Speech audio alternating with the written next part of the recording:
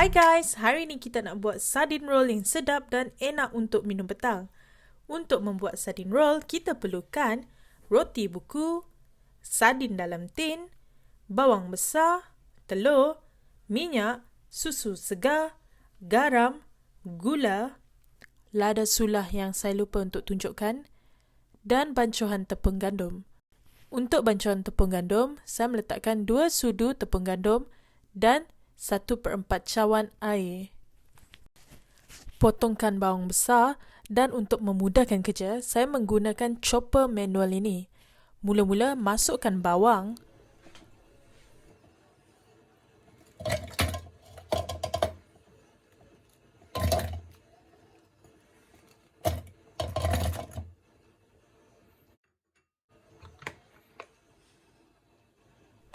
tutup penutupnya,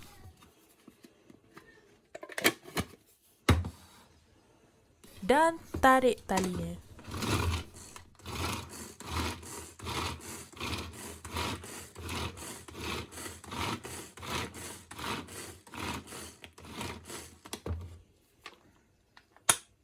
Siap!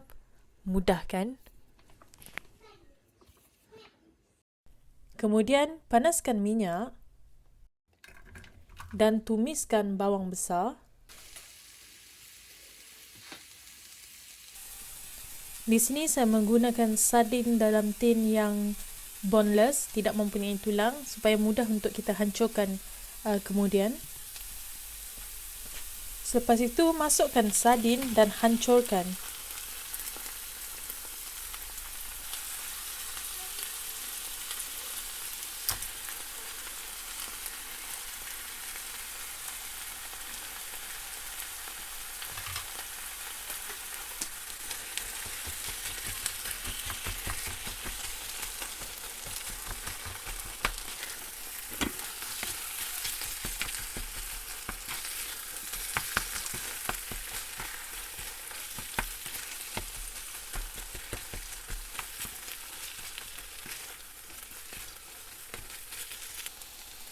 Masukkan garam,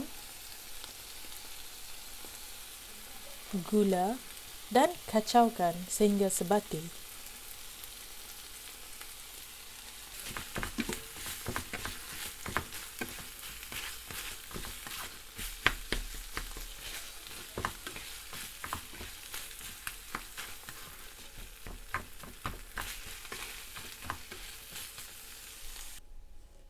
Setelah siap, ketepikan dahulu inti sardin ini. Sementara menunggu inti sardin untuk sejuk sedikit, pukulkan 2 biji telur di dalam mangkuk. Letakkan 1 sudu susu segar, garam dan sedikit lada sulah. Dan kacau hingga sebati.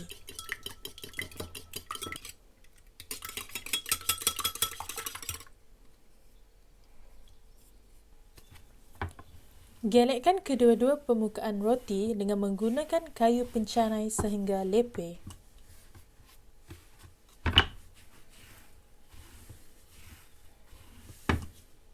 Letakkan inti di hujung roti. Jangan letak inti terlalu banyak untuk mengelakkan dia daripada terkeluar ketika digolong.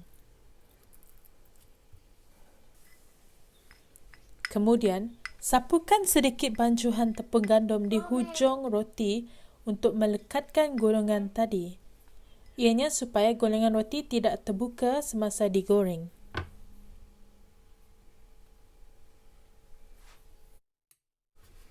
Dan terus golong dengan ketat.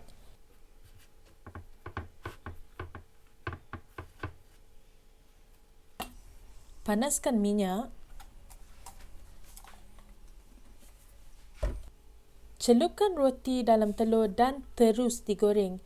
Ini penting ya, jangan dicelup terlalu awal untuk mengelakkan roti kembang.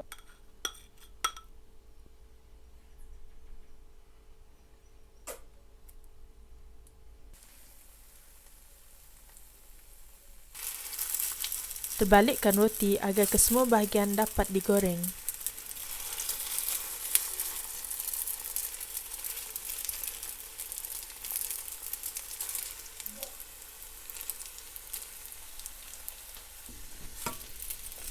Oh, sebelum itu, jangan lupa subscribe my channel Beauty and Food dan klik loceng untuk notifikasi.